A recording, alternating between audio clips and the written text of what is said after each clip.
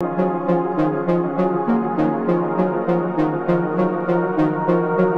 exposition de conformité aux standards, qu'elle soit nationale ou internationale, se déroule toujours environ selon le même schéma.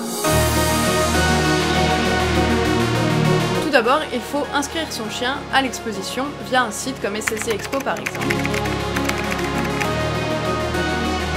On engage son chien dans une classe en fonction de son âge, mais aussi des résultats précédents qu'il a pu obtenir. Une fois arrivé sur place, la première étape, c'est le contrôle vétérinaire. Le contrôle vétérinaire, c'est tout simplement une obligation légale pour les organisateurs d'événements, et cela leur permet de vérifier qu'on n'introduit pas sur le site de l'exposition un chien qui serait potentiellement malade ou bien dangereux. Et ensuite, il faut trouver son ring de jugement. C'est une étape qui est plus ou moins facile en fonction de la taille de l'exposition. Par exemple, à Villepinte, lors de l'European Dog Show, on n'avait pas moins de 70 rings qui étaient répartis dans 2 halls d'exposition différents. Puis, c'est l'heure du jugement. Alors on juge un chien sur un critère tout simple, qui est le standard de la race. Pour chaque race, il y a un standard établi par la Fédération cynologique internationale.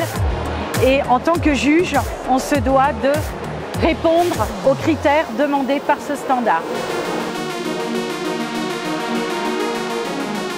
Que ce soit des titres nationaux ou internationaux, c'est vraiment une reconnaissance du travail de l'éleveur, du bien-être, de la bonne santé de son élevage.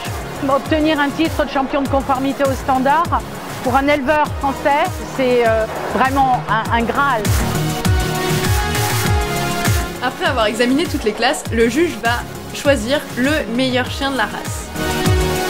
Le meilleur de race va avoir la chance d'aller sur le ring d'honneur pour représenter sa race au sein de son groupe. Puis il va concourir pour le meilleur de groupe, et les 10 meilleurs de groupe de chaque groupe FCI concourent pour avoir le titre de Best in Show, le meilleur chien de l'exposition.